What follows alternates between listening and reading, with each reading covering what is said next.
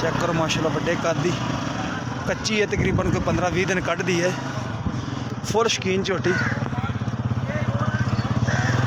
चिट्टियां सफेद अखां और बड़ा कद चौड़ी देखो कितनी मज माशाल्लाह चेक करो माशाल्लाह पूरे थब्बियां दे गरीब दे वेड़े जिन्ना पुट्ठा चौड़ा इहदा मज दा यह देखो चीन लैंदा माशाल्लाह जड़ी प्योर नीली दी निशानी और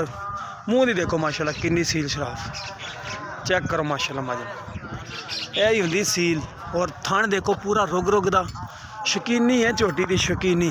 चेक करो माशाल्लाह फुल शकीन और लाजवाब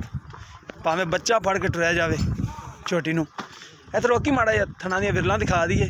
अच्छा दिन दे 15-20 पै ने 15-16 दे पैन अच्छा 15-16 दिन पैन चेक करो माशाल्लाह जिस दिन वकना है तुनी तो लैके साल का डोडा भी चकेगी इंशाल्लाह ताला